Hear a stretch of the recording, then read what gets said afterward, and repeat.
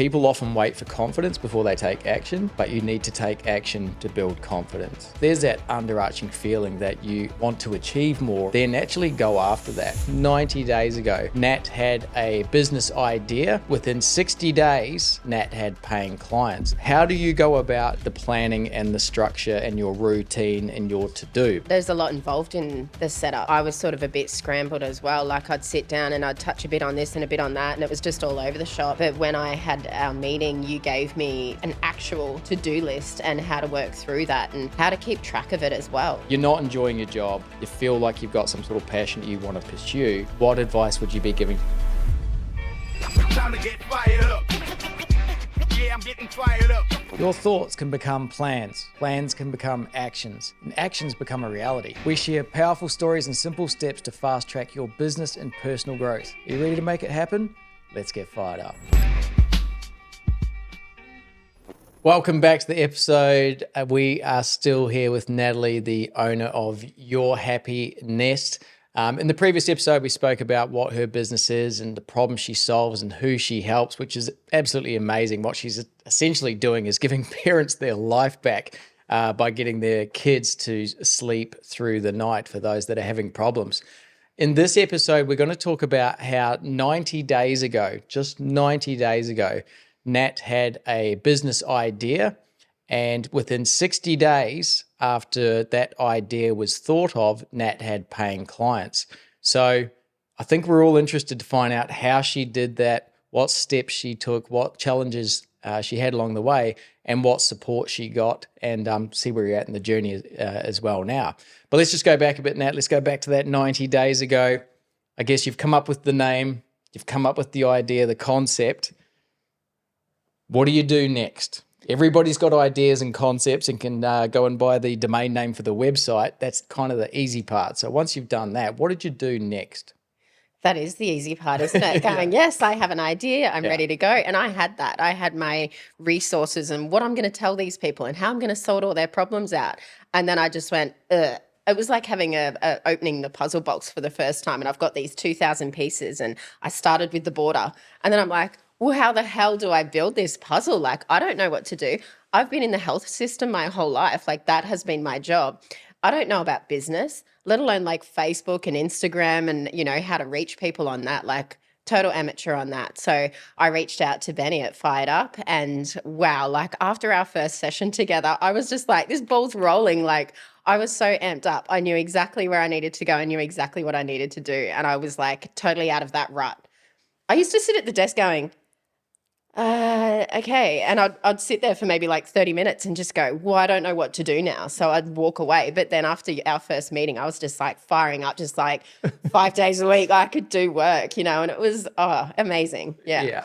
I think because like whatever the business is, like the principles, particularly in startup and the setup plan and steps, they're the same. So website domain, sure, easy. But then the next things, which, and I know we spoke about this, but it's good to reiterate on it, is like, I need to actually think about a plan here. And the plan being, who am I selling to? What problem am I solving? How am I going to do that? And then there's all of that kind of back-end administration. So if I'm going to get my message out there, I need a website that communicates it. So now I've got content, I've got pages, I need to think about pricing, and all of this stuff comes into play, right? And I think that's for people who have not been through that before, that's where some coaching advice or guidance comes into play. But even as a coach myself, the fundamental difference I see between people who succeed and succeed quickly, like yourself, and those who don't, is one really important thing, which is the planning, the routine, and the structure. Because I can give you the recipe, but you can really screw up that dinner if you don't follow it and get your timing right and do it in the right order. So let's talk about that a bit, because I think that's important. So we have a session, you kind of get some steps in play of, right, I need to do this. There's things that we didn't think about. Oh shit, I got to register the business. Oh, let's go and register the business. Oh no, the name that I wanted is now not available. So now I'm going to have to go change the name. Those hurdles are normal, but how do you go about the planning and the structure and your routine and your to-do? Because like I said, that's the fundamental difference. I want to hear your tips and tricks on that. Yeah. Okay. There is a lot. There's a lot involved in the setup. So I was sort of a bit scrambled as well. Like I'd sit down and I'd touch a bit on this and a bit on that, and it was just all over the shop. But when I had our meeting, you gave me sort of like an actual like to-do list and how to work through that and how to keep track of it as well. So are you actually achieving those goals? Don't move on to that until that's done. This is the most important thing. And even when it came down to the business plan, it was so well written and structured that I even learned so much about myself and what I really wanted to do with this business. I was like, oh, wow, I didn't even think about that. So it's just like that key that you need to open things up and get that ball rolling. And it just makes it make sense. Like it just makes it all so clear and concise, and you can really move through it so easy. So how do you plan your day? Are you operating out of a notebook? Is it up on the wall? Do you use the calendar? Like, how do you actually get shit done to make sure that, right, here are the 5 key things that I've got on that list. Yeah. How do you do it? How do you make sure that you do it? I tend to work in blocks, so I give allocate times. Perfect. Love that. Yeah. Yeah. So rather than, trying to tick that off, I actually put in like, okay, I'm going to work for 2 hours on this, and then I'll work for 2 hours on that. And when that time's up, I stop and I move on. And that actually works well for me because I do some community nursing as well, and that can be quite varied. I can get a last minute phone call saying, hey, I need you. And I'll be like, okay, sweet. So I can really pick up where I left off as well, having those blocks. It makes things so much clearer and more organized, which I need in my life. I'm a mum too. Yeah. It really works. Yeah. So, and some of the things, well, I guess some of it would have felt like, okay, this is cool. I can do that. It's basically, work through it, tick the box and learn it. Yeah. Then there's a bunch of other stuff that's like, oh, whoa, this is way outside my comfort zone. And I remember putting some things on your list going, cool, let's get some videos up on social. And then coming back to you going, hey, Nat, where's those videos? And the response was, like everybody, it's normal. I don't think I sound good. The light doesn't look right. I mucked it up heaps and stuff like that. And that's like, it's all normal feelings. And for people, especially doing anything for the first time. Yeah. How did you kind of get over that? Or how did you overcome that to just go, look, got to be done. Just do it. You basically said, do it, Nat. And I love that about you. You're like, you hold people accountable and you say the hard words that people need to hear. Like, I needed to be told that. Just do it, Nat. Okay, I will. And I struggle sometimes and I still do takes and whatever. But it's having that person to hold you accountable to get you into the swing of it. To get you into that pattern where you go, no, that is okay. And then people, that they'll comment, go, that video was awesome. You're like, oh my God, I thought that was so bad. But it's all in your head, you just got to sort of put it out there and just roll with it. And that content just builds. Hey guys, I hope you're enjoying this episode. Just quickly, if you're ready to ditch that 9 to 5 or grow your sideline hustle and live a life on your terms, then click the link below to join our free Fired Up Facebook group. We'll also be providing their tips, tricks, tools, techniques. Would love you to click that and join on it. Back to the episode. I say it 100 times. People probably get sick of me saying it, but I think it's just so true in terms of like, people often wait for confidence before they take action, but you need to take action to build confidence. It's like going to the gym for the first time. It's weird. You feel awkward. You think everyone's looking at you. You're not pulling on the machine the right way. Fast forward 2 years, charge in with your protein shake and your towels and you're doing things in a different technique and you're isolating. It's just reps in the gym. So the reason I dig into that is because people are going to be feeling the same thing. I'm not good enough. I'm not ready. Like in the previous episode, my job, the security. But if there's that underarching feeling that you are want to achieve more, or there's some potential there under your belly or under the bonnet, whatever you want to call it, then actually go after that because you won't know how to do a business plan. You won't know what marketing is. You won't know how to do a good social video. No one does. No. But just look at any successful business or person, go ask them the question, say, were you scared about leaving the job? Their answer will be yes. Were you nervous when you started the business? Yes. Were you confident that it was going to succeed? No. Those answers will be the same. And people have to go on that journey to actually build something and develop something worthwhile. So I praise you for actually, doing what you set out to do. We're 90, 100 days in. It gets harder from here. The stats are pretty high for the amount of businesses that fail within the first 12 months and then in the first 5 years. So I think always be leaning into what am I struggling with? Ask for the help, get advice from people who have done what you want to do and always be learning and growing. I want to come back to kind of the structure of the business a little bit because this is another obstacle I see quite often is got the idea, I know the problem I'm solving, I know who I'm solving it for. What do I charge for this?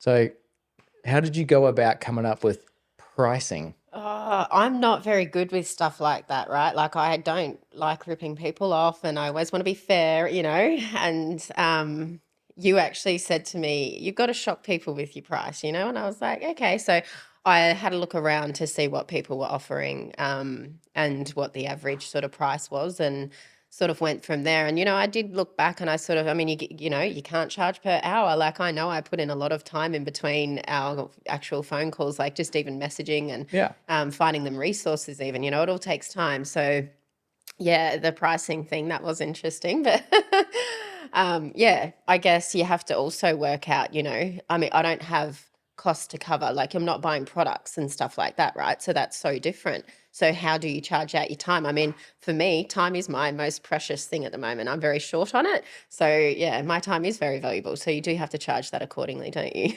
Well, look, I think for everybody, time is the most valuable commodity because you cannot buy it back. No. It is the only thing that, in terms of exchange is like detrimental to your whole life.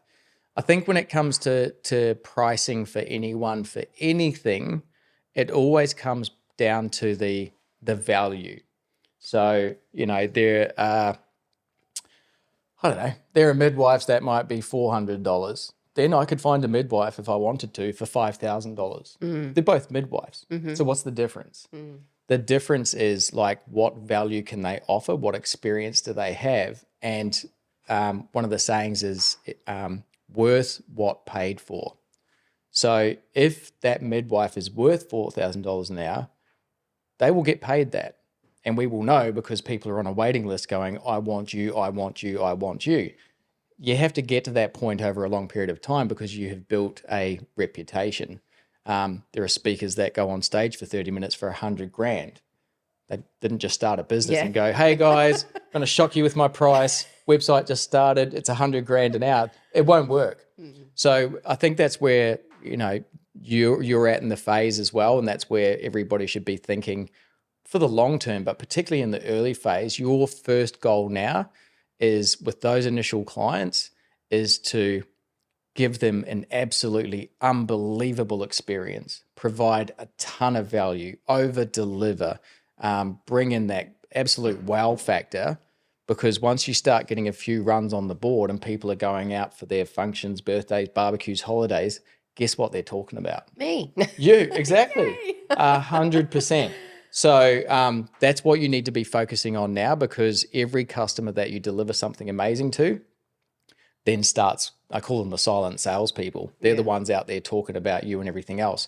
Because the market in every aspect is so saturated and marketing can be saying, we're the best, we're the greatest, everything else, we kind of go, is it? I'm now looking for A, social proof, or B, I'm looking for the referral and recommendation. So I think that's where you're at now.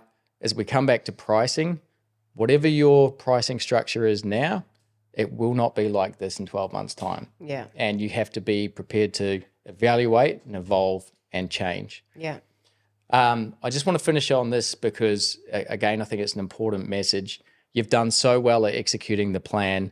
The proof is there because 60 days after going through this, you've got paying clients. I think essentially that's amazing. And in terms of like the next steps or advice you could give to other people, what would you be recommending for those who are either two questions? So I'm gonna have to break this up. First question is, you're not enjoying your job. You feel like you've got some sort of passion or whatever that you want to pursue.